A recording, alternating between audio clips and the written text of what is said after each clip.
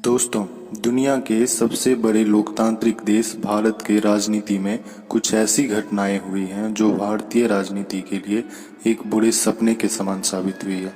आज हम लोग एक ऐसी ही घटना के बारे में बात करेंगे जो है राजीव गांधी हत्याकांड के बारे में।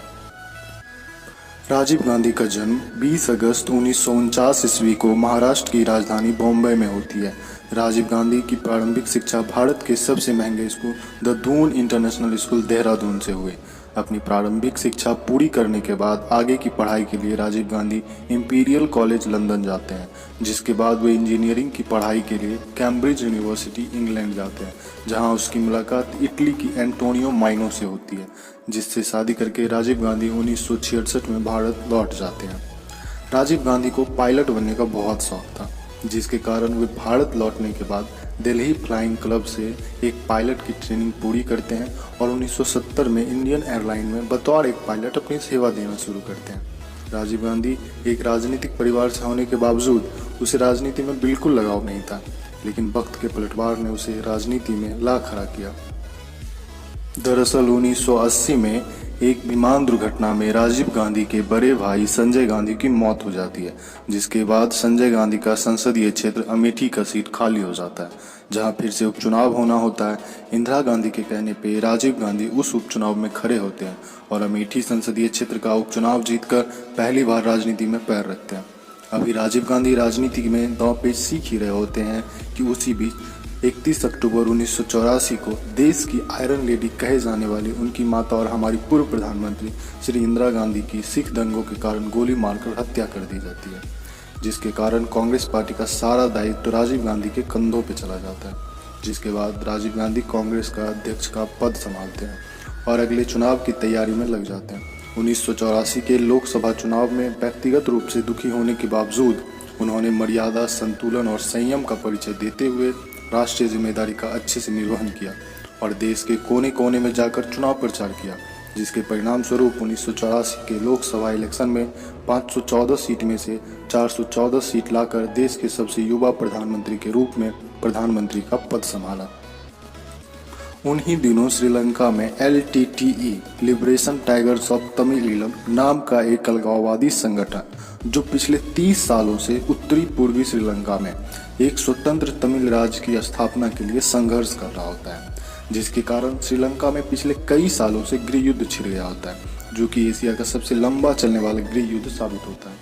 यह संगठन आत्मघाती बम विस्फोट के लिए कुख्यात था, अर्थात खुद में ही बॉम्ब लगा के लोगों को मार देते थे। इसके द्वारा इस संगठन ने कई बड़े बड़े हस्तियों की हत्या की, जिसमें श्रीलंका के राष्ट्रपति राणा सिंघे प्रेमदासा भी शामिल थे।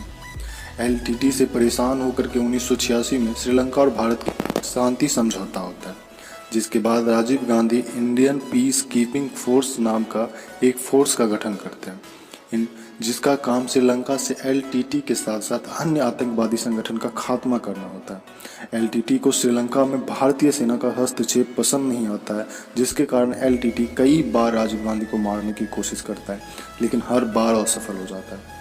1991 में जाफना के जंगलों में LTT का हेड के प्रभाकरन अपने 4 साथी मुथुराजन, मुरुगन, शिवराज और नलिनी के साथ मिलकर एक बार फिर राजीव गांधी की हत्या का प्लान तैयार करते हैं, जिसमें यह तय होता है कि राजीव गांधी को एक ह्यूमन बॉम्ब के द्वारा मारा जाएगा। ह्यूमन बॉम्ब के लिए अपने ही टीम के शिवराज की 2 बहन धनु और सुभा को तैयार किया जाता है, जिसमें धनु को फाइनल किया जाता है और सुभा को बैकअप के लिए रखा जाता है। मतलब अगर धनु में कुछ गड़बड़ हुआ तो सुभा वहाँ पे आएगी। धनु को हर तरह से ट्रेन किया जाता है कि कैसे राजीव गांधी के पास तक पहुंचना और कैसे घटना को अंजाम दिया जाता है। इसके लिए धनु को एक डेमो ट्रायल भी दिया जाता है। इसके बाद 21 मई 1991 को वो दिन आ जाता है जिस दिन इस घटना को अंजाम देना होता है। दरअसल आंध्र प्रदेश और तमिलनाडु में चुनाव होने वाले होते हैं, जिसके प्रचार के लिए राजीव गांधी 21 मई 1991 को आंध्र प्रदेश पहुंचते हैं। आंध्र प्रदेश से चुनाव प्रचार खत्म करने के बाद रात 8 बजे तमिलनाडु के लिए निकलते हैं और 8:30 बजे मद्रास एयरपोर्ट पहुंचते हैं, जहां छोटा सा मीटअप करके अंतिम प्रचार स्थल तमिलनाडु के श्री पेराम्बदूर के लिए निकलते हैं और यहीं LTT संगठन के लोग घटना को अंजाम देने के लिए राजीव गांधी का इंतजार कर रहे होते हैं। 9:40 पर राजीव गांधी अपनी व्हाइट एम्बेसडर कार से श्री पेराम्बदूर पहुंचते हैं। और स्टेज की तरफ बढ़ने लगते हैं। भीड़ बहुत होती है, लोग उसे छूने के लिए होड़ मचा रही होती है। उसी भीड़ में धनु भी होती है, जो राजीव गांधी के पास जाने की कोशिश कर रही होती है, लेकिन पुलिस उसे आगे जाने से रोक देती है।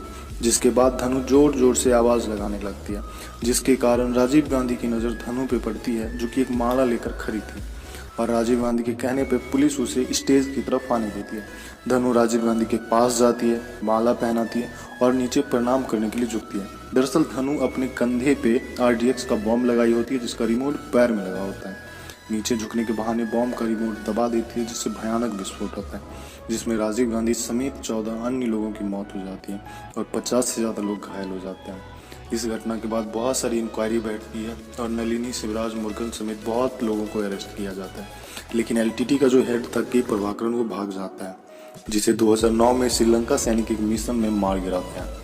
नलिनी शिवराज मुरुगन समेत कई लोगों को फांसी की सजा सुनाई जाती है, लेकिन सोनिया गांधी और प्रियंका गांधी के कहने पर सबकी मौत की सजा को उम्र कैद में बदल दिया जाता है। आज भी सभी लोग जेल में अपनी सजा काट रहे हैं। इसी घटना के बाद PM और उसके परिवार की सुरक्षा के लिए NSG नेशनल सिक्योरिटी गार्ड का गठन किया जाता है।